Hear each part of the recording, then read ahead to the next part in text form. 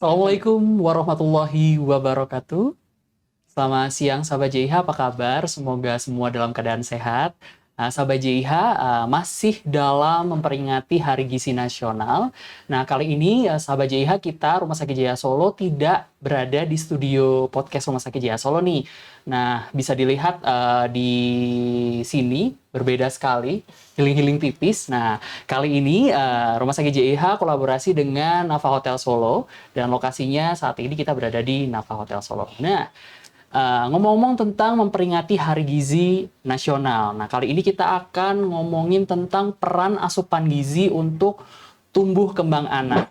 Nah, saat ini saya sudah ditemani dua narasumber kita. Yang pertama ada Dr. Debbie Andina Landasari, spesialis anak, dokter spesialis anak Rumah Sakit JIH Solo. Selamat siang, dokter. Iya, selamat siang, Apa Mas kabar? Ulil. Ya, Alhamdulillah baik. alhamdulillah baik ya, dok ya. Baik sekali. Jauh-jauh dari Solo kita ke sini ya, dok ya. Oke. Tentunya kita sudah ditemani oleh marketing manager dari Nafa Hotel Solo. Ada, halo Mas, boleh dikenalkan? Oh iya. Ya.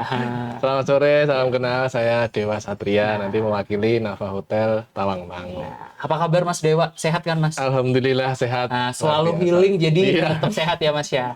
Nah, ngomongin tentang peran asupan gizi untuk tumbuh kembang anak. Pertanyaan pertama saya akan ungkapkan ke Dokter Debbie. Oke. Dokter, peran gizi dalam tumbuh kembang anak itu yang seperti apa sebenarnya, Dok? Oke, iya. Tentunya ya Mas Ulil, untuk peran gizi terhadap tumbuh kembang anak itu ya sangat penting sekali ya Mas Ulil ya.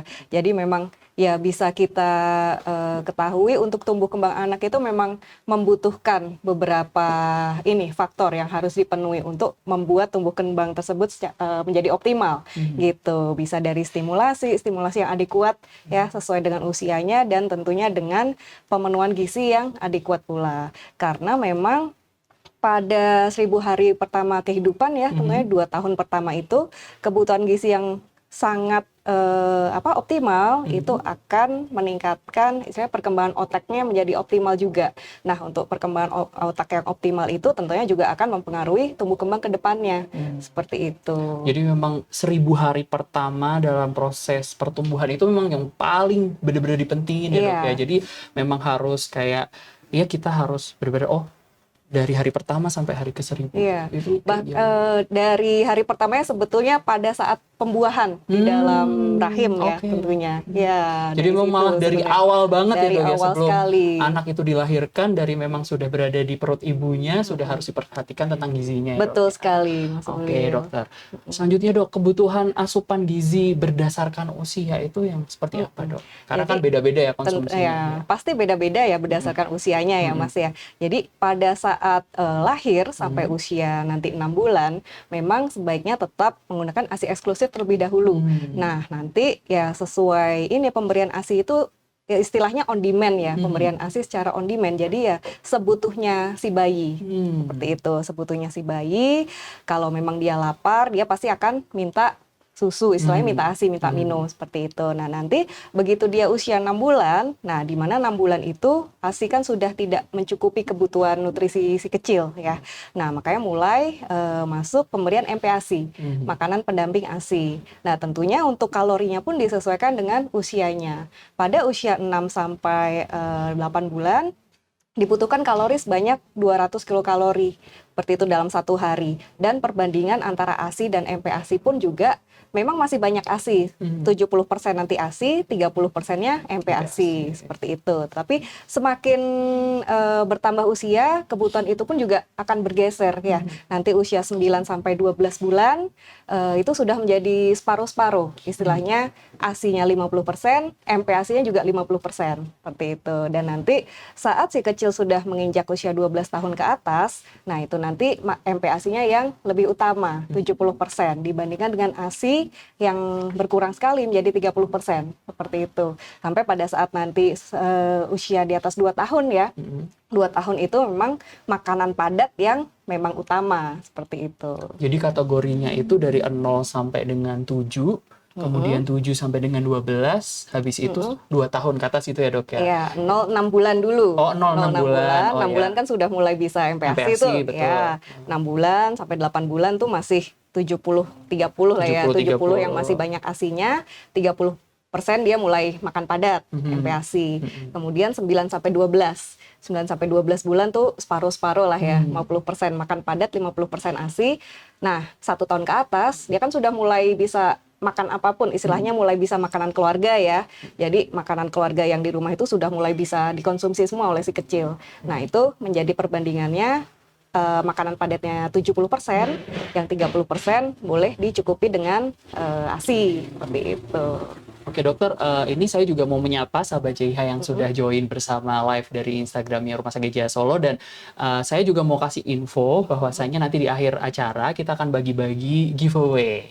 Ya, nanti ada Rp400.000 untuk 4 orang pemenang beruntung, dan juga hari ini Mas Dewa itu juga bagi-bagi hadiah ke sahabat JIH, yaitu satu voucher ya Mas Voucher ya, menginap. satu voucher menginap. Nah, jadi buat sahabat JIH boleh langsung tanya aja di kolom chat kita, langsung saja. Jika sahabat JIH nanti beruntung bisa mendapatkan Rp400.000 untuk 4 orang pemenang, dan juga satu voucher hotel dari Nafa Hotel. Baik, dokter, ini kita ngomongin, ini ternyata udah ada yang masuk nih dok. Nah, langsung aja dok. Ini dari Diantri Iswandari. Selamat siang dokter, bagaimana sih tips pemberian asupan gizi yang seimbang untuk anak mempunyai riwayat alergi susu sapi? Nah, karena pemilihan makanan yang terbatas agar tumbuh kembang tetap optimal. Ya kan memang beberapa ya dok ya, ada case memang yang alergi susu sapi. Betul, itu kayak gimana betul dok? Mas. Ya. Sebelumnya terima kasih pertanyaannya Ibu Diantri Iswandari ya. Jadi untuk permasalahan ada riwayat alergi susu sapi nih ya Mas ya. Sebenarnya kita tidak istilahnya kalaupun pada anak yang mempunyai riwayat alergi susu nih, sebetulnya untuk pemilihan makanan pun kita juga nggak yang langsung eliminasi macam-macam seperti itu gitu, karena walaupun sebelumnya memang dia mempunyai riwayat alergi susu sapi, belum tentu dia akan istilahnya alergi terhadap makanan-makanan yang memang protein hewani seperti itu ya gitu. Jadi memang tetap harus dikenalkan dari awal MPASI itu sendiri ya, protein hewani apa saja. Nah, itu bisa dilihat dalam 3 sampai 5 hari.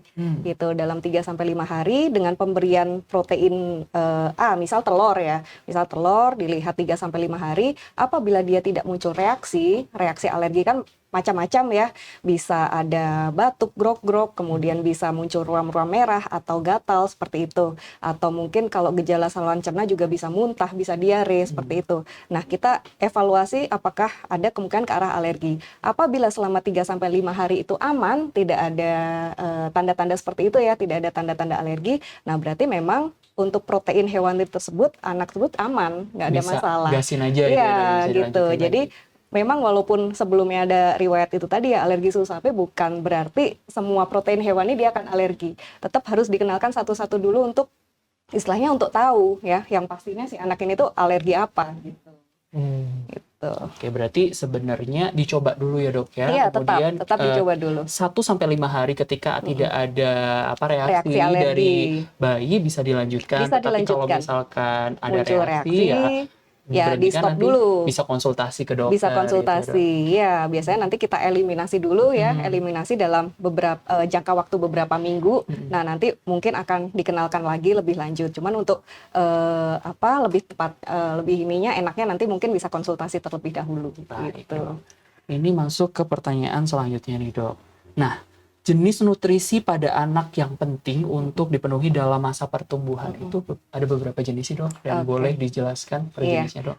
Tentunya pada masa ini ya, terutama ya memang 1000 HPK istilahnya ya Mas ya, hari pertama kehidupannya, tentunya yang paling utama itu karbohidrat, protein, terutama protein hewani dan juga lemak. Nah, itu 3 komponen itu memang yang utama sekali untuk membantu tumbuh kembang terutama otak ya yang optimal seperti itu. Nah, kemudian boleh dilengkapi dengan sayuran, buah seperti itu untuk vitamin dan mineral. Cuman memang pada prinsipnya untuk sayur dan buah itu ya memang hanya sebatas pengenalan saja. Gitu. Boleh ditambahkan di setiap kali makan, tetapi ya tetap 3 komponen utama tadi, karbo, prohe dan juga lemak itu yang tetap utama. Nah, gitu. kita lanjutkan nih dok, lebih dalam lagi. Seberapa banyak sih dok sebenarnya kebutuhan nutrisi pada anak dalam sehari? Oke, ya memang beda-beda sih Mas, Iya. beda-beda tergantung usianya ya.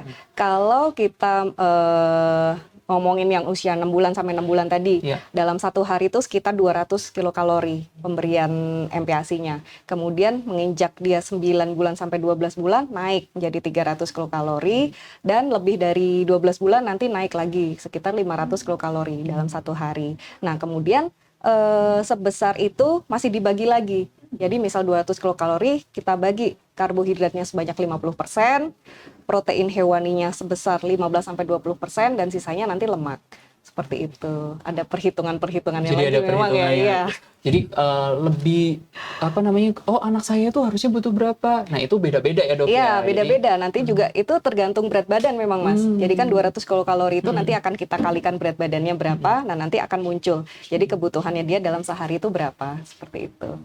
Nah, dok, untuk apakah ada sih dok kayak panduan khusus untuk nutrisi pada anak? Mm-mm. Ada nggak sih dok? Panduan untuk menghitung atau Iya, gimana? menghitungnya, nutrisinya. Oh, seperti yang dokter bilang tadi kan ada, oh berat badan sekian, membutuhkan berat badan sekian. Iya, Itu apakah ada rumusnya gitu lah dok? sebenarnya, Bahasa. iya ada. Sebenarnya ada sih Mas. Dan itu juga kita itu ada sebetulnya kayak istilahnya apa ya, makanan pengganti seperti itu. Jadi nanti kira-kira karbohidrat berapa gram itu nanti bisa digantikan dengan nasi berapa setengah mangkok atau satu mangkok.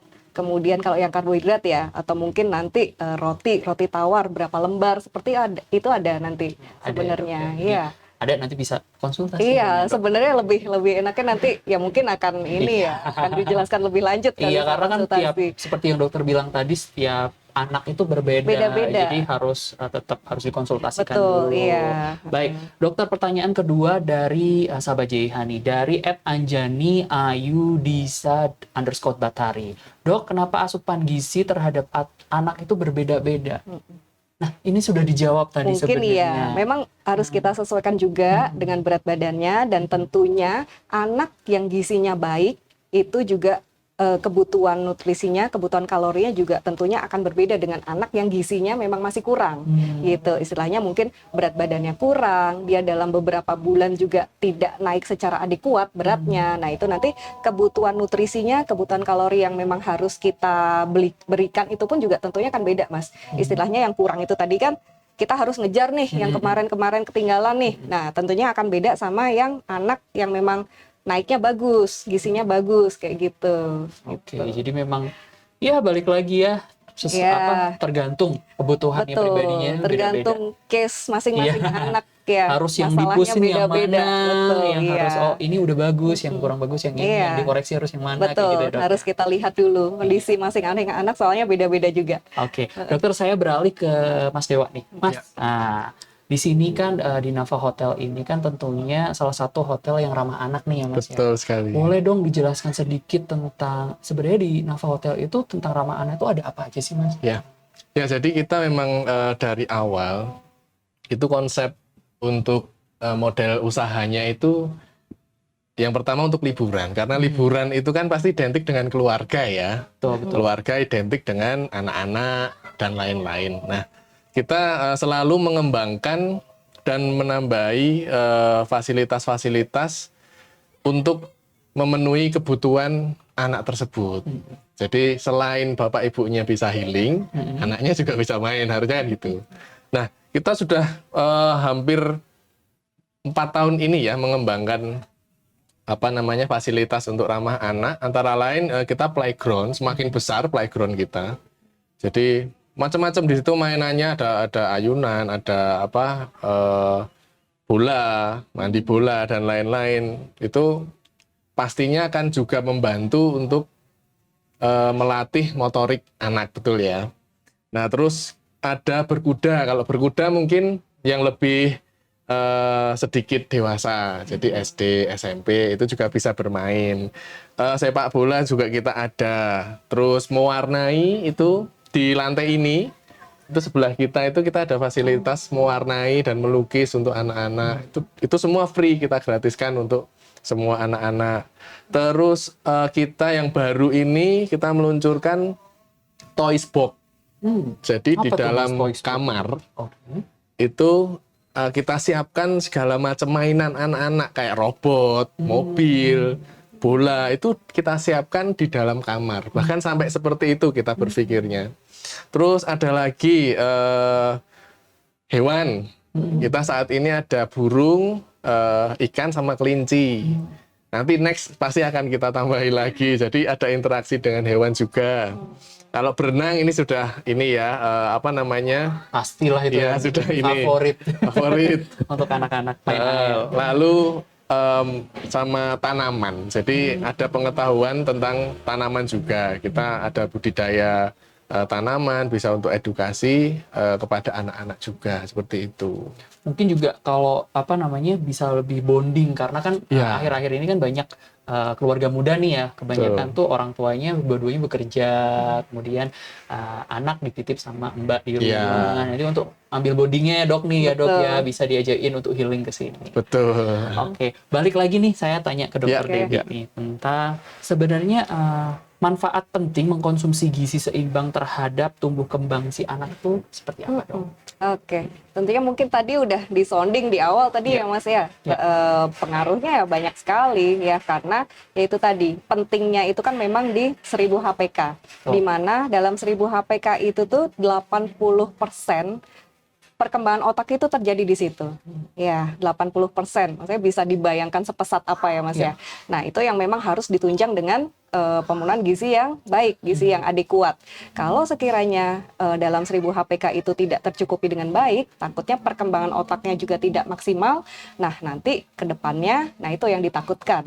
Ya, ada penurunan kecerdasan, penurunan IQ yang nanti ke depan-depannya lagi pun juga akan berpengaruh terhadap dia belajarnya seperti apa, di dalam dia bekerjanya seperti apa, seperti itu sih Mas ya. Oke, jadi penting banget itu ya dok ya, harus benar-benar sangat dipahami orang tua nih. Iya. Kalau 1000 hari pertama itu memang paling penting nih untuk Betul. kebutuhan gizi untuk si anak untuk kedepannya supaya nanti kedepannya kalau gizinya sudah oke, pertumbuhannya juga semakin baik. Iya, Nah, tentunya. dokter, ini ada pertanyaan lagi dari netizen, dari Sahabat JIH atas nama @Ristiangga.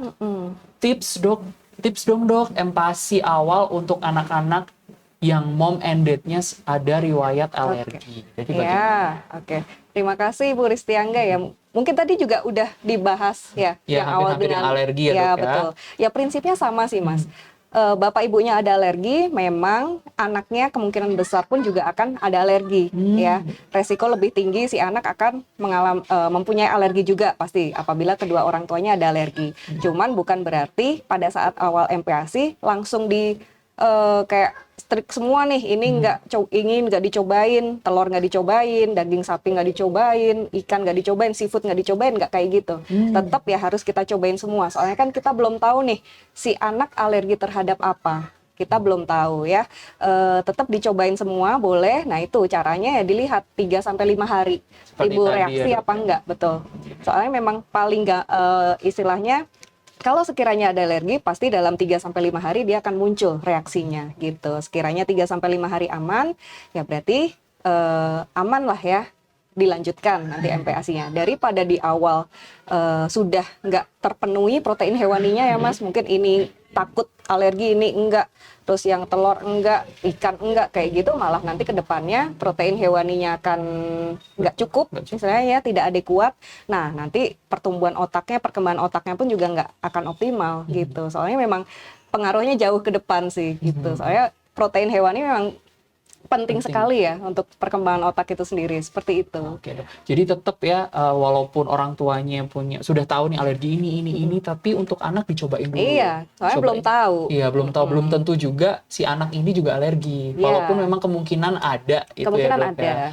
Tapi kalau dicobain dulu, kalau misalkan enggak ya udah gasin Iya, aja. betul. Karena memang seperti yang dokter bilang tadi, kebutuhan hewani itu sangat penting untuk pertumbuhan anak. Iya, soalnya memang mungkin si ibunya alergi seafood, ayahnya alergi mungkin telur atau apa, belum tentu si anak alergi terhadap itu tadi belum tentu. Cobain gitu. dulu aja gitu ya Iya, dok ya. betul. Oke, dokter, pertanyaan selanjutnya dari Wanti 0411. Dokter, apakah asupan susu yang harus diberikan kepada anak? Bagaimana pemilihan susu yang tepat untuk anak? Oke, ya terima kasih Bu Wanti atas pertanyaannya ya. Jadi kita harus cari tahu dulu sih Mas ini si kecil itu usia berapa ya. Tentunya 0 sampai 6 bulan tentunya ASI yang utama ya, jelas karena asupannya hanya ASI aja ya. Nah, menginjak nanti usia 6 bulan sampai 12 bulan di mana sudah ada MPASI. Nah, itu tergantung. Misal 6 sampai 8 bulan kan ya memang masih banyak ASI-nya nih gitu. Ya tentunya ASI tetap harus diberikan ditambah dengan MPASI. Nanti 9 bulan sampai 12 bulan separuh-separuh. Tetap harus ada ASI, tetap harus ada MPASI. Baru setelah 12 bulan ke atas lebih banyak makannya daripada ASI-nya. Nah, sekiranya si kecil ini usia berapa gitu. Soalnya apabila si kecil sudah mencapai usia 2 tahun ya, sebenarnya untuk pemberian ASI atau susu formula ya, mungkin kalau memang ditambah dengan susu formula itu sudah tidak menjadi hal yang utama lagi. Karena 2 tahun ke atas itu ya memang 100% dari makanan padat, dari makanan yang sehari-hari dia konsumsi itu aja. Susu itu hanya bersifat suplemen saja, hanya bersifat pelengkap saja.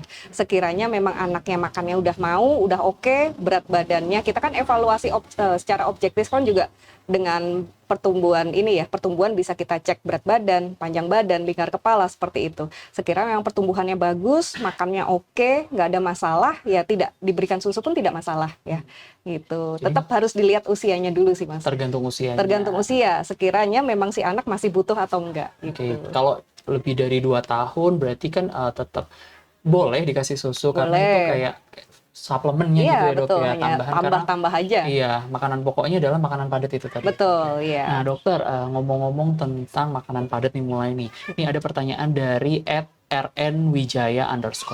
Dok, jika anak terkena stunting nih dok, apakah ada pengobatan rutin atau bagaimana sih sebagai orang tua harus menyikapi? Oke, iya. Terima kasih Ibu atau RN. Bapak nih, Iya. RN Wijaya. Iya, terima kasih atas pertanyaannya.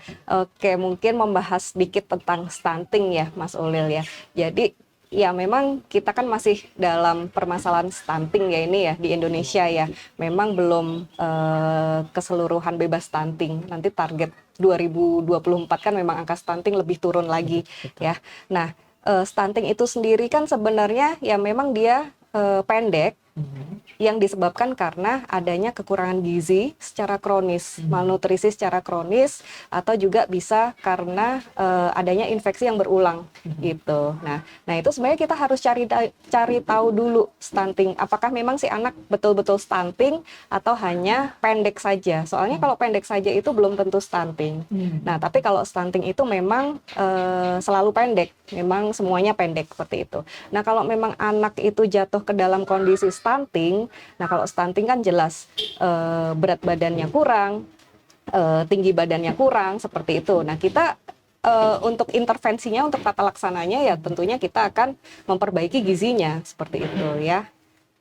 Gitu sih Mas, memperbaiki gizinya. Nah nanti tetap harus ada evaluasi secara berkala, kira-kira dengan intervensi gizi yang seperti ini ya, pemenuhan gizi yang adekuat, nutrisi yang adekuat. Nah nanti kita evaluasi apakah tiap bulan nanti udah ada perbaikan atau belum, seperti itu. Jadi tetap harus direview ya dok ya per bulannya. Oh ada perbaikan, berarti harus diperbaiki bagian ininya. Betul, gitu ya, iya. dok, ya. Tapi jangan khawatir berarti kalau misalkan punya anak yang mungkin cenderung ke stunting, jangan segan-segan untuk konsultasi Langsung ke dokter. konsultasi. Karena Betul. kan harus gimananya ya kita harus kerjasama nih antara orang tua dan juga dokter. Iya. Karena kalau kasih jawaban sendiri harusnya makan ini deh, makan ini. Waduh, nanti kalau salah malah jadinya berabe ya dok ya. Betul. Mendingan langsung konsultasi dengan dokter. Iya, oh iya, dan juga itu tadi sih Mas, kan tadi ada karena malnutrisi kronis ya, maksudnya kekurangan gizi yang kronis, dan juga ada lagi tadi yang masalah infeksi yang berulang. Nah kita kan nanti akan cari tahu juga, nih anak sakit apa nih, kok bisa sampai dia menyebabkan stunting seperti ini. Jadi selain pemenuhan gizi yang kuat ya, yang adekuat, nah kita juga evaluasi, kira-kira si anak nih sakit apa sih gitu. Jadi memang harus dilihat case-nya dulu. Jadi pelan-pelan ya dok ya. Misal ternyata oh si anak ini menderita ini, oh ini diobatin dulu. Iya, betul. Nanti diobatin ini disertai dengan harus makan yang ini Ya, gitu betul ya, Dok seperti ya. itu, iya. Jadi makanya seperti yang saya sampaikan tadi bahwasanya jangan terus kasih jawaban sendiri. Silahkan konsultasi ke dokter, enaknya nanti kayak gimana kerjasama dengan dokter untuk mencapai target sudah nggak stunting lagi, sehat kembali. Nah dokter, ini ada pertanyaan dari Mervin Hadianto. Bagaimana menyikapi nutrisi bayi prematur BBLR? Apakah ditarget tumbuh sesuai kurva atau naik 1-2 tingkat dari kurva berat badan per umur? Oke, terima kasih. Bapak mungkin ini Mervin Iya, Bapak Hadianto. Mervin. Oke, jadi menyikapi nutrisi pada bayi prematur ya, yang berat badan lahirnya rendah. Oke, jadi untuk tumbuh kembangnya mungkin ini ya, Mas ya, menyikapi target tumbuh sesuai kurva. Oke, ya. Jadi pada bayi prematur ya Mas ya, kita itu mempunyai kurva sendiri memang ya, kurva yang khusus untuk bayi prematur. Jadi kurvanya beda dengan kurva-kurva yang di buku KIA seperti itu ya. Ada lagi kurva untuk bayi prematur namanya kurva Fenton. Nah, biasanya kalau untuk bayi prematur ini kita hitung usia koreksinya seperti itu. Jadi tumbuh kembangnya pun juga sebetulnya tidak bisa disamakan dengan bayi-bayi yang cukup bulan gitu. Pasti ada istilahnya ada perbedaan karena istilahnya mungkin dia prematur sebetulnya ada si anak satu yang cukup bulan dibandingkan dengan anak yang satu lagi dia lahir 1 bulan sebelum masa HPL-nya ya, seperti itu. Nah pasti tumbuh kembangnya pun si anak yang kurang bulan itu akan berbeda dan dia akan mundur 1 bulan nanti hitungannya seperti itu. Tetap akan berbeda sih Mas. Dan kita evaluasi setiap bulan pun juga menyesuaikan istilahnya usia koreksinya gitu. Jadi tetap akan berbeda. Jadi memang harus ada kurva khusus dan nantinya ya harus konsultasi lagi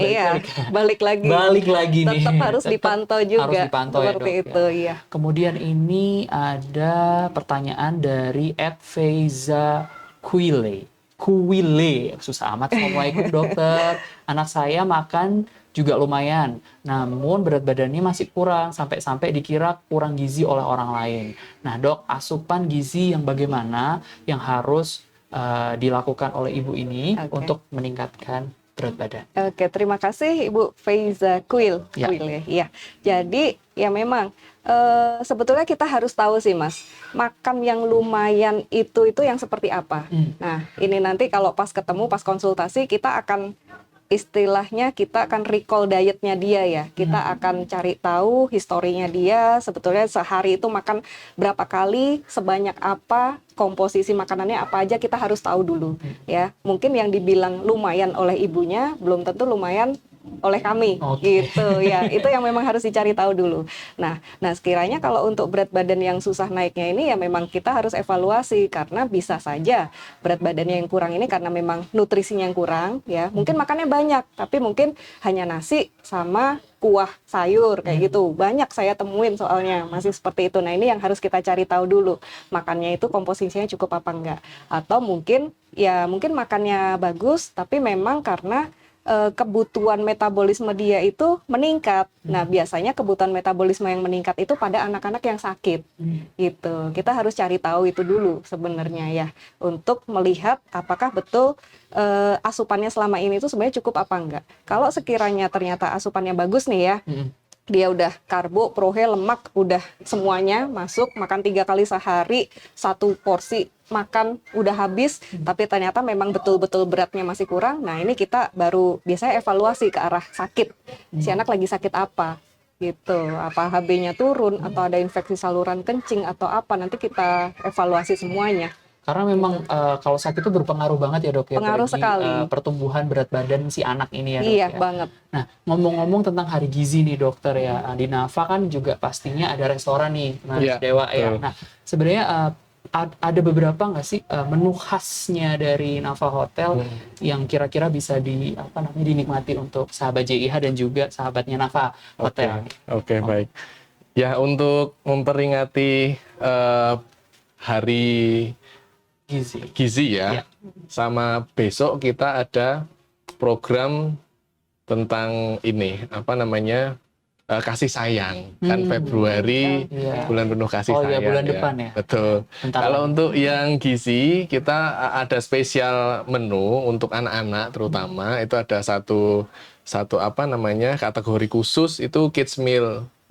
Jadi memang perhitungan nutrisi dan lain-lain itu diperhitungkan. Hanya saja memang kalau untuk balita ya, kalau balita mungkin lebih amannya memang dari ramuan ibunya sendiri. Kalau yang kami istilahnya kami tawarkan itu yang untuk anak-anak lah, yang di atas balita. Jadi ada kayak semacam fish and chips, terus ada burger untuk anak-anak, terus ada lagi semacam pizza. Kita varian pizza itu banyak sekali. Jadi anak-anak pun pasti enjoy untuk pesan makanan di sini. Ya Sama- ada menu spesial yang lainnya lagi. Betul, ya. Sama untuk minuman itu juga anak-anak bisa kita buatkan kayak milkshake seperti itu. Jadi yang tidak terlalu strong tapi masih bisa dikonsumsi untuk anak-anak. Oke. Dok, ngomong-ngomong tentang hari gizi nih dok, kan umur 2 tahun sampai, kan kita kalau bilang anak-anak tuh 16 tahun, 18 18 tahun itu masih 18 masuk tahun. anak-anak Iya. ya dokter. Nah itu tuh sebenarnya dari 12 tahun itu apakah dianjurkan bahwa makanan untuk ibunya atau bapaknya ya dimakan untuk anaknya? Itu boleh nggak sih dok? Maksudnya ada tambahan khusus suplemen atau apa? Oh iya, heeh. Ya sebenarnya ya makanan keluarga aja ya, Mas Ulil ya. Jadi sekiranya makanan keluarga itu sudah cukup, nah balik lagi kita kan harus melakukan pemantauan itu tadi ya.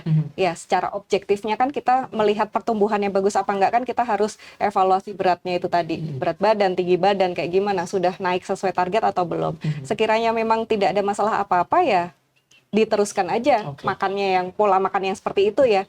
Ya balik lagi kalau untuk suplemen vitamin ya itu kan ya prinsipnya hanya suplemen gitu. Mungkin ya memang boleh dikonsumsi sekiranya mungkin sedang sakit, daya tahan tubuhnya turun sehingga asupan makannya pun juga berkurang seperti itu. Sekiranya tidak ada masalah apa-apa ya tidak perlu dikonsumsi terus-terusan. Ya, jadi cukup dengan makan makanan biasa aja kalau tidak memerlukan. Ya ini anak sehat, baik-baik saja, nggak usah tambah suplemen gitu betul. aja. Yang penting 4 sehat 5 sempurna ya dok. Ya. Kalau orang-orang dulu bilangnya kayak gitu. Oke. Iya. Dokter, ini pertanyaan lagi dari @Joni Ang. Dokter, apakah ada solusinya jika anak susah untuk makan nasi dan sayuran? Karena sepupu saya hanya mau makan konsumsi roti saja. Banyak banget nih dok. Ini anak-anak kan paling kayak anti banget kalau udah ada sayur-sayuran nih dok. Iya. Ini gimana dok? Terus tips Oke. and triknya itu untuk anak biar mau makan sayuran dan buah tuh kayak gimana? Iya. Ya, oke, terima kasih Bapak Joni Ang mungkin ya. Sebetulnya ya ini balik lagi sih Mas. Maksudnya kita juga harus tahu dulu usia berapa ya, si anak usia berapa, sekiranya sayuran itu kalau anak yang 6 bulan sampai 2 tahun itu tadi ya, prinsipnya kan sayur hanya pengenalan aja. Sebenarnya sedikit aja itu sudah cukup. Ya, sedikit aja udah cukup gitu. Nah, terus kalau untuk masalah nasi yang tidak mau, nah balik lagi maksudnya sama kayak orang dewasa nih, apa mungkin si anaknya bosan gitu. Sama, anak sama orang dewasa itu juga bisa mengalami kebosanan dalam ini ya, konsumsi makanan. Sekiranya memang dia tidak mau nasi, boleh divariasikan yang lain-lain yang sama-sama karbohidrat. Roti boleh, kentang ya, pasta, mie, seperti itu silahkan divariasikan. Nah nanti sekiranya mungkin roti juga udah bosen nih, ya mungkin nanti bisa balik lagi ditawarkan nasi lagi seperti itu ya.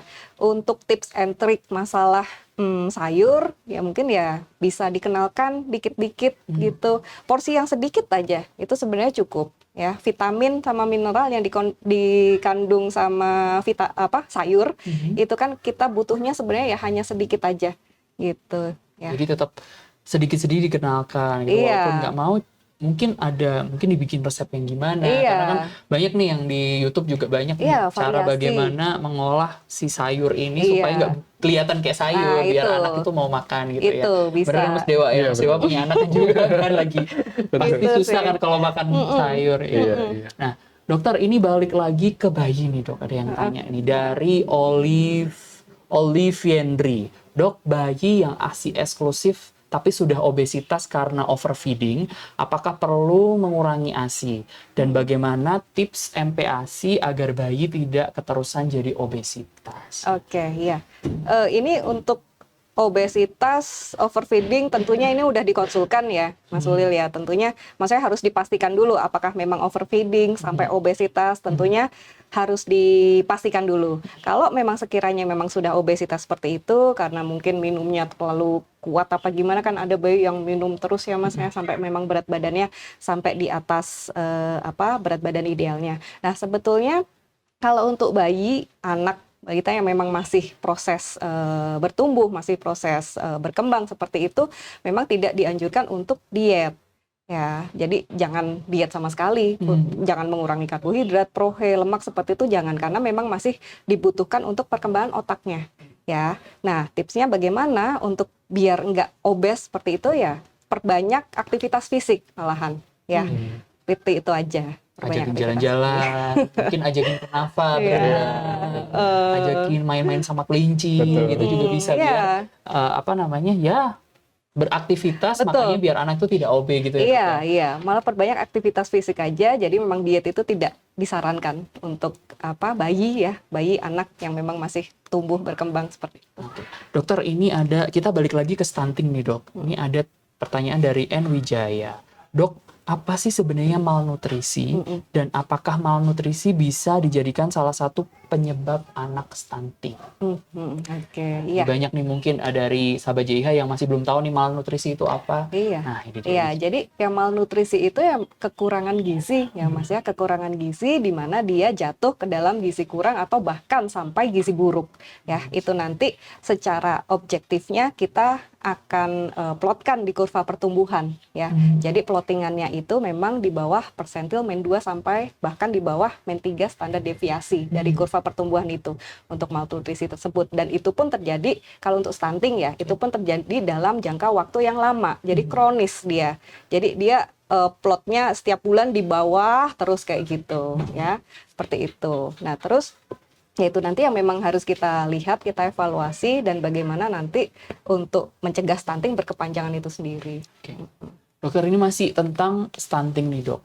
Dari Anita Prastiwi, Dokter Debbie mau tanya, apakah tanda stunting pada anak, kemudian apakah berat badan yang stuck tetapi tinggi badan naik termasuk stunting, kemudian apa saja gizi yang diperlukan untuk menambah berat badan pada bayi? Oke, terima kasih Ibu Anita ya pertanyaannya.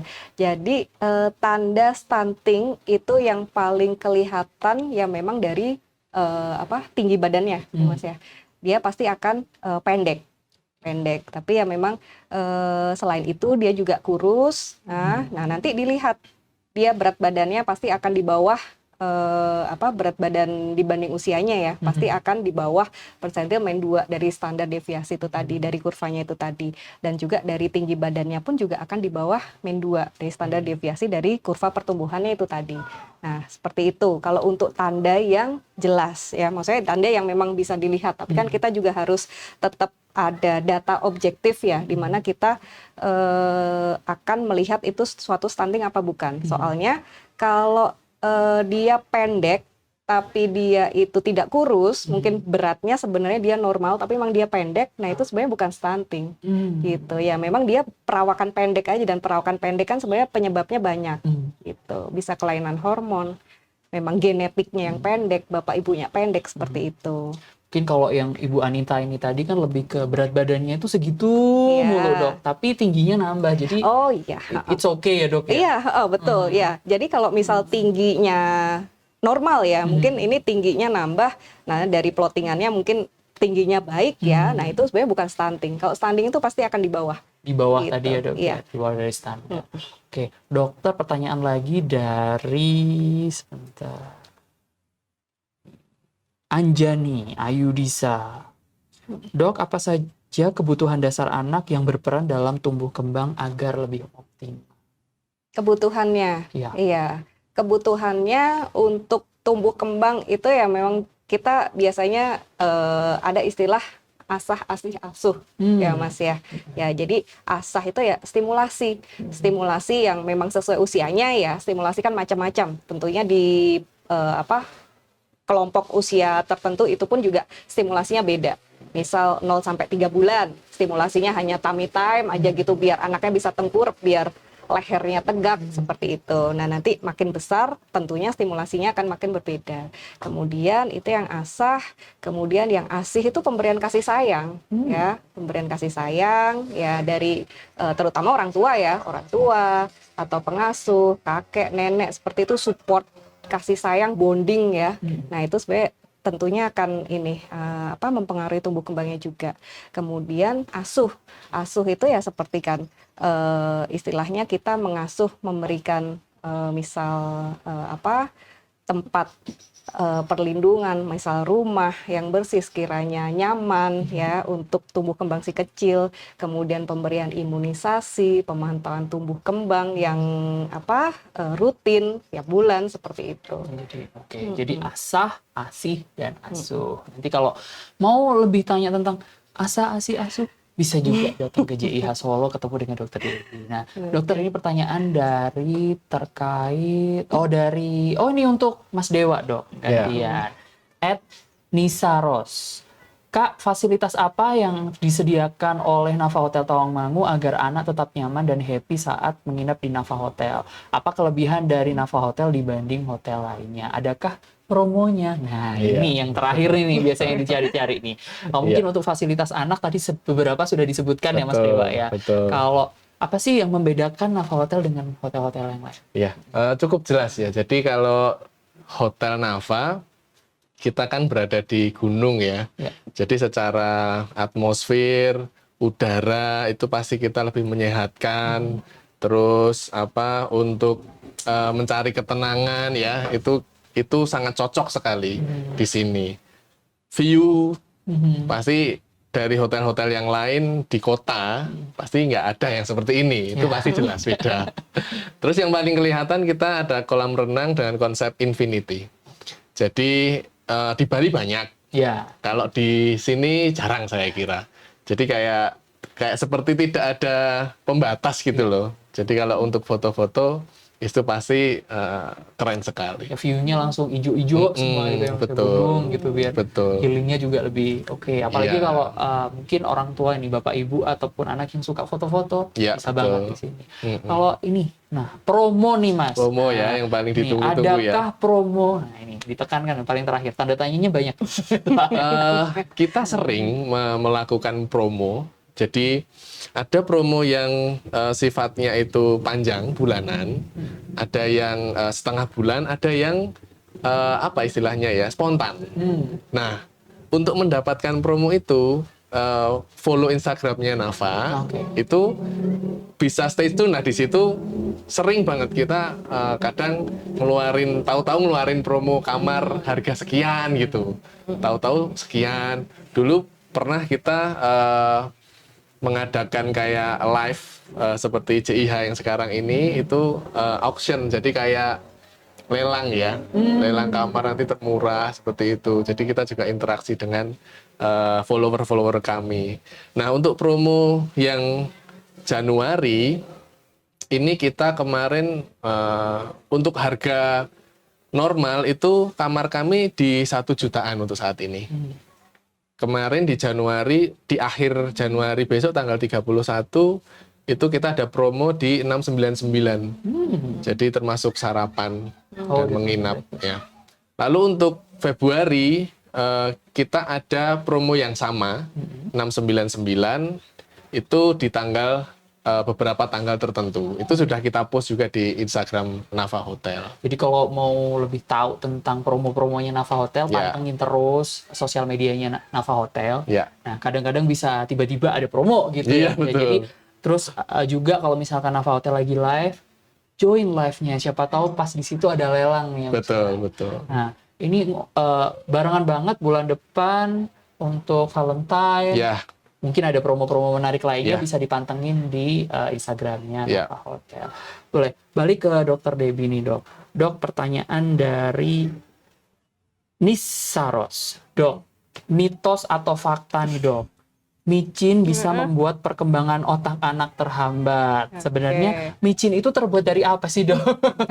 Nih banyak banget ini yang tanya tentang micin ini Dok. Iya, Oke, ya terima kasih pertanyaannya ya. Sebenarnya untuk MSG sendiri ya Mas ya, itu belum pernah ada penelitian yang pasti yang menyebutkan bahwa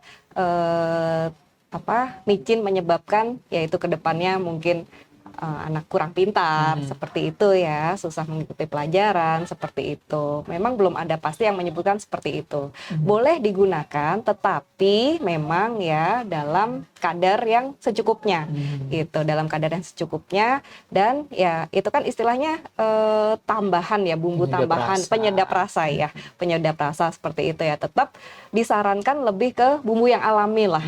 Itu dulu aja, tetap disarankan bumbu yang alami dulu. Cuman kalau memang terpaksa harus menggunakan MSG, itu sendiri pun tidak ada untuk saat ini ya, tidak ada yang penelitian pasti yang menyebutkan itu akan menyebabkan entah nanti kurang pintar atau seperti apa. Kayak Oke, gitu. jadi sebenarnya kalau lebih gampangnya gini sih, apapun kalau terlalu over itu jadinya buruk Ya, ya Dok ya. itu. Kalau memang itu apalagi tambahan nih ya, tambahan apapun kalau tambahnya over terlalu nggak oke. Jadi lebih baik ya yang sedang-sedang Iya, saja. Boleh pokoknya dikasih tapi sewajarnya aja. yang wajar-wajar aja ya Wajarnya Dok aja. ya. Baik. Kalau bisa yang alami ya lebih baik yang alami, Iya. gitu aja. Oke, dokter, ini ada nih ngomong-ngomong tentang ini udah nutrisi sudah. Nah, ini dari @rnwijaya_. Dok, kalau orang zaman dulu kalau anak nggak doyan makan pasti dikasih jamu pahit gitu. Usia berapa sih dok anak boleh diberi jamu supaya doyan makan, dan apakah aman untuk lambung dan ginjal anak? Cekok itu loh dok kalau orang Jawa bilangnya gitu. Boleh nggak sih dok? Terus kira-kira di usia berapa boleh kemudian itu aman untuk lambung dan ginjal anak nggak sih? Sebenarnya kalau untuk jamu ya herbal sih ya soalnya ya. Jadi kalau anak usia lebih dari 1 tahun ya itu sebenarnya sudah boleh konsumsi apapun, Mas. Ya sudah boleh konsumsi apapun. Nah itu tapi ya tetap balik lagi itu jamunya itu kandungannya apa dulu gitu, seperti itu ya. Seperti kalau untuk penambah nafsu makan ini tadi ya. Iya. Penambah nafsu makan. Sebenarnya kalau untuk penambah nafsu makan itu sendiri juga nggak ada sih Mas. Iya. Jadi ke bagaimana orang tua Menawarkan aja, anak. iya. Bagaimana pendekatannya itu aja, pendekatan. Jangan pernah maksa anak untuk makan sih. Oh. Itu dulu ya. Kalau misal suatu saat dia udah pernah dipaksa makan, mungkin nanti akan trauma. Nah itu sebenarnya akan susah lagi nanti ke depannya untuk si anak mau makan gitu. Lebih ke gimana caranya pendekatannya biar anak mau makan, mungkin ditawarkan dikit-dikit gitu, nggak pernah ada paksaan, bikin suasana makan yang menyenangkan, seperti itu aja. Lebih ke situ. Cuman kalau untuk penambah nafsu makan, vitamin pun sebenarnya vitamin penambah nafsu makan juga nggak ada. Gitu, iya. Jadi jangan maksa anak untuk makan. Pasti anak juga pasti lapar ya dok ya. Iya. Dia sama kayak apa orang dewasa kalau nggak dikasih makan ya lapar. Kalau anak dipaksa takutnya malah jadi trauma ya dok ya. Bahkan yang pemberian jamu yang pahit itu tadi bisa bikin trauma juga. Itu yang malah justru bikin anak jadi tambah ogah-ogahan untuk makan. Betul. Mungkin ya dok ya. Oke dok, ini ada lagi pertanyaan dari @dealisti. Dok, apakah madu boleh dikonsumsi untuk anak di bawah 1 tahun? Oh iya. Oke, terima kasih Mom Dialisti ya. Kalau untuk madu itu memang belum boleh dikonsumsi kalau kurang dari 1 tahun ya. Kalau lebih dari 1 tahun silahkan gitu. Jadi memang ada beberapa makanan yang memang belum boleh kalau dikonsumsi kurang dari 1 tahun ya. Salah satunya madu, sama juga susu UHT. Susu UHT itu kurang dari 1 tahun juga belum boleh. Tapi kalau susu UHT itu dimasak untuk campuran MPASI ya itu nggak apa-apa. Boleh. Iya, tapi kalau dikonsumsi langsung kotakan kayak gitu memang kalau kurang dari 1 tahun belum boleh. Kalau madu dicampur dengan makanan juga nggak boleh tuh? Belum boleh. Belum boleh. Iya, kalau Perutnya belum madu. kuat gitu Iya. ya? Oke. Boleh, oke baiknya. Oke, ini aja. Pertanyaan untuk Mas Dewa. Oke. Mas Dewa, apakah ini ngomong-ngomong tentang promo dan juga untuk spesialis anak tadi ya. Untuk apakah ada jam-jam khusus sih Mas untuk promo spesial anak tadi? Ya. Maksudnya ada jam segini untuk main di sini, jam segini, atau ya bisa main kapanpun di sini. Ya, jadi ada jam-jam khusus, terutama seperti mewarnai dan melukis. Itu tuh kita jam check-in time itu mulai jam 12 sampai jam 6 sore seperti itu. Kolam renang itu pagi ke siang, siang ke sore itu juga bisa. Terus yang baru itu kita ada berkuda itu pagi, mulai jam 9 sampai jam 11 siang. Nah, itu selalu kita umumkan terus di sosial media kami. Jadi ketika check-in pun tamu-tamu juga pasti akan mendapatkan informasi tersebut. Jadi kegiatannya itu supaya mereka padat. Jadi ada pun juga yang ngasih makan hewan seperti itu. Jadi variasi kegiatannya akan sangat padat sekali ketika mereka merencanakan nginap di Nafa Hotel. Jadi ada beberapa jam tapi tetap ya terus ada sampai sore Terus sampai ada. malam juga Iya, masih ada betul. karena juga tadi ada kids box tadi ya Mas Iya, ya, betul. di kamar Di pun dalam juga bisa kamar pun bisa bermain. bermain. Jadi dari Iya. pagi misalkan mau berkuda dulu boleh, habis itu mau berenang, habis itu mau main sama kelinci, Iya. habis itu istirahat dulu, habis itu nanti mau main apa lagi, masih ada banyak. Jadi jangan khawatir sahabat JIH yang ada di rumah kalau misalkan mau staycation mungkin di sini bersama keluarga untuk anak jangan khawatir. 24 jam bisa ada mainannya di Iya, sini. betul. Oke, dokter ini ada pertanyaan yang menarik dari Adiatama Hatama. Dok, pengkonsumsian yogurt itu boleh nggak sih dikasih Oke. di anak usia di bawah 1,5 tahun? 1,5 tahun. Iya. Yogurt ya, Iya. ya memang dia kan probiotik ya, isinya gitu. Boleh aja sih. Ya kurang dari 1,5 tahun boleh ya. Ya prinsipnya 1 tahun ke atas sih Mas. Iya. 1 tahun ke atas kan itu boleh apapun ya.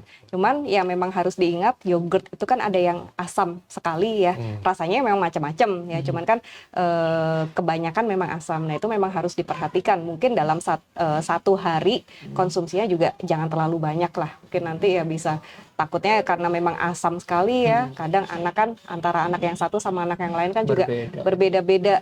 Takutnya nanti sakit perut bisa karena asamnya itu. Ya, cuman kalau untuk probiotiknya sih bagus ya untuk kesehatan saluran cernanya. Asal dengan kadar yang sewajarnya, Iya, dok. betul. Kalau kelebihan ya memang nggak oke. Iya, sehari konsumsi 5 botol gitu kan juga ya, banyak 5 banget botol nih gitu, buat ya. teman-teman yang di sana nih dok. Kelihatannya kalau untuk anak mungkin nggak mungkin kalau 5 Iya, botol. itu. Mungkin saking senengnya. Iya, saking doyannya ya udah daripada nangis kasih aja, jangan Nah, lah ya itu dok kayak ya, gitu. itu yang Oke. diperhatiin. Oke, dokter, ini boleh diumumin dulu juaranya atau nanti dulu? Oh, 1-2 pertanyaan lagi. Oke, boleh. Untuk udah. Oke, ya. Ada dari @asra aduh susah banget nih. Susenopora. Pertama, bagaimana cara memasukkan vitamin yang tepat ke dalam makanan anak? Kedua, makanan apa yang boleh dan tidak boleh diberikan pada anak makan pada usia tertentu seperti kacang atau selai kacang. Kalau vitamin tadi sudah dijelaskan ya dok ya. Mungkin kalau vitamin. untuk yang kayak kacang dan lain-lain ini dok. Makanan yang boleh atau tidak boleh, Iya. ya itu sih prinsipnya kurang dari 1 tahun yang nggak boleh itu madu, susu UHT apabila memang dikonsumsi langsung.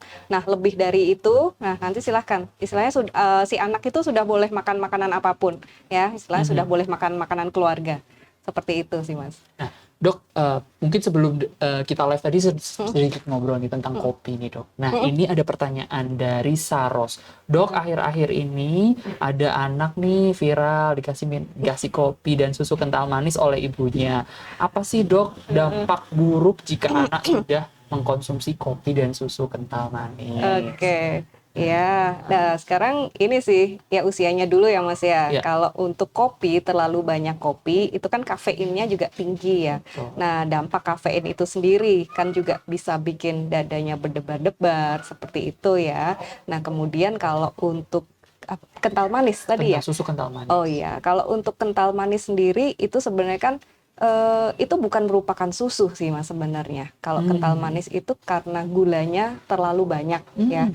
Jadi sebenarnya itu kandungan gulanya lebih banyak daripada ini ya protein-protein seperti itu. Nah kalau misal kandungan gulanya terlalu banyak itu pun juga akan tidak baik juga untuk pertumbuhan si kecil, perkembangan si kecil seperti itu. Soalnya untuk pemberian gula itu kan juga ada kadar maksimumnya untuk si kecil.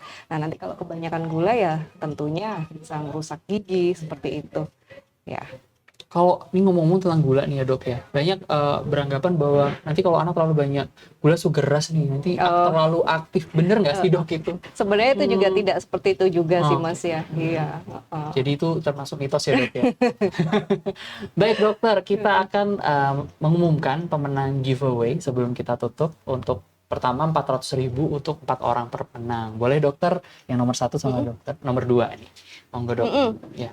Pemenang giveaway. Iya. Uang 400.000.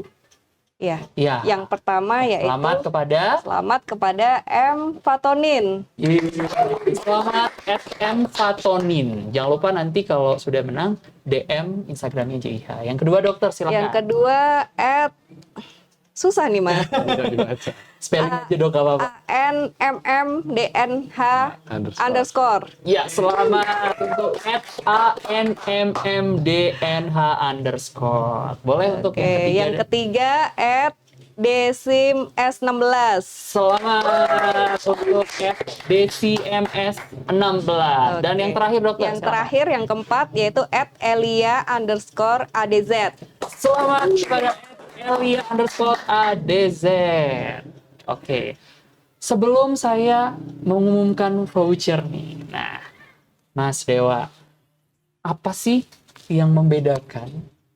Apakah yang tadi kan sudah dijelaskan ya bahwasanya ini Nafa Hotel tuh ada di gunung nih ya. Jadi pasti of course pemandangannya akan berbeda, suasananya juga berbeda. Nah, kira-kira ada nggak sih ciri khasnya Nafa dibanding dengan hotelnya?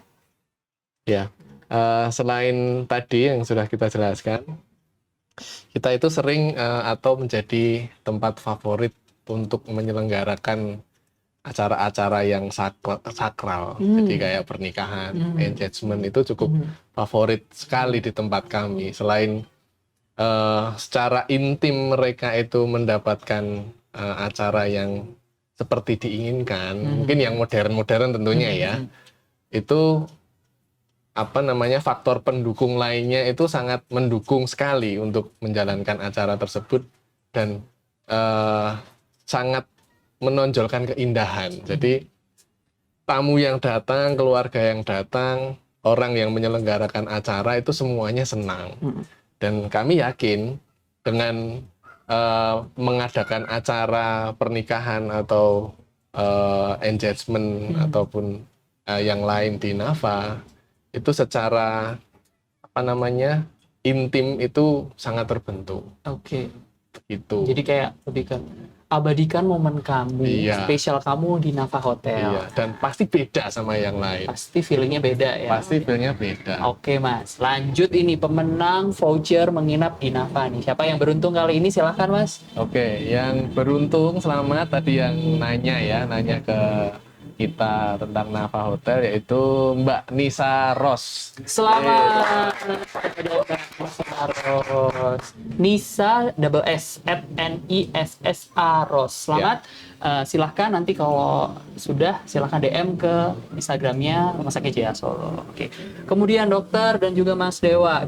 2 minggu yang lalu Rumah Sakit JIH Solo selain kita selalu bagi-bagi giveaway nih, setiap kita Healthy Talk kita juga ada kuis nih. Nah, hari ini itu adalah pengumuman dari kuis. Nah, kuisnya sendiri sebenarnya adalah kuis tebak gambar. Jadi di sebuah gambar itu ada kata-kata yang terbalik dan lebih tipis. Nah, di situ tuh ada apa sih sebenarnya? Nah, di situ sebentar cek dulu. JIH Solo.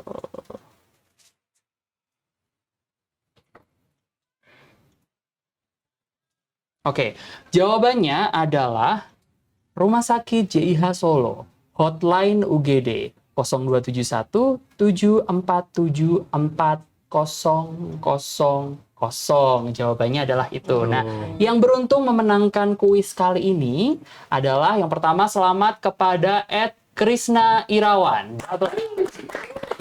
Selanjutnya boleh Dokter Debbie silakan. Selanjutnya yaitu @Sivano Adi. Selamat Sivano Adi. Boleh yang ketiga Mas Dewa silakan. Selamat untuk Onya Ew. Selamat Onio. Kemudian yang keempat, selamat kepada Ranti Nesekarsari. Kemudian yang terakhir, silakan Dokter Devi yang terakhir. Ardianto Noer. Selamat kepada 5 pemenang.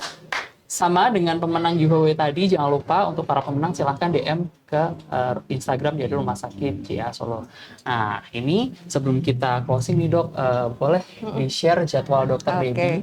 Ya, ya kepada sahabat JIH, apabila mau konsultasi seputar tumbuh kembang si kecil, vaksinasi, apapun, kalau mau ketemu saya silahkan. Jadwal saya ada di Poli Anak setiap hari Senin sampai Jumat jam 7 sampai jam 8 dan juga hari Minggu jam 8 sampai jam 10. Senin sampai Jumat jam 7 sampai jam 8, kemudian hari Minggu jam 8 sampai 10. 8 sampai 10 bisa langsung ketemu dengan Dokter Debbie. Bisa appointment dulu juga, bisa telepon dulu ke Rumah Sakit JIH Solo. Nah, boleh Mas Dewa closing statement untuk percakapan kita hari ini. Ya, untuk teman-teman follower dari Rumah Sakit JIH yang tertarik dengan Nafa Hotel, nanti bisa pantengin Instagram kami ya di @nafahotelofficial, bisa di-follow. Di situ akan banyak sekali promo-promo yang akan muncul setiap harinya, setiap minggu, setiap bulan. Itu akan muncul promo-promo baru yang bisa dipantengin terus, dan siapa tahu teman-teman dari follower JIH bisa mendapatkan promo tersebut. Gitu. Untuk closing statement dari Dokter Debbie terkait Hari Gizi nih untuk pertumbuhan anak.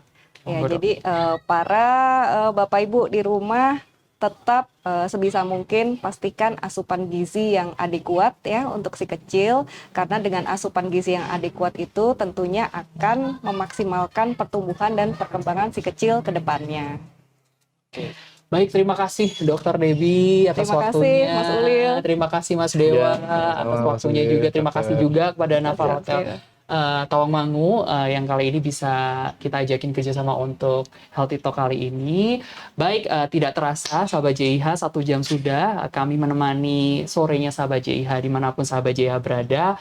Mohon maaf apabila ada perkataan yang tidak kurang tepat dari kami. Terima kasih banyak atas support sahabat JIH selama ini sudah melihat langsung live Instagram Rumah Sakit JIH Solo. Dan jangan lupa untuk minggu depan, jangan lupa juga untuk join live Healthy Talk Rumah Sakit JIH Solo. Saya Ulil Yulianto, pamit.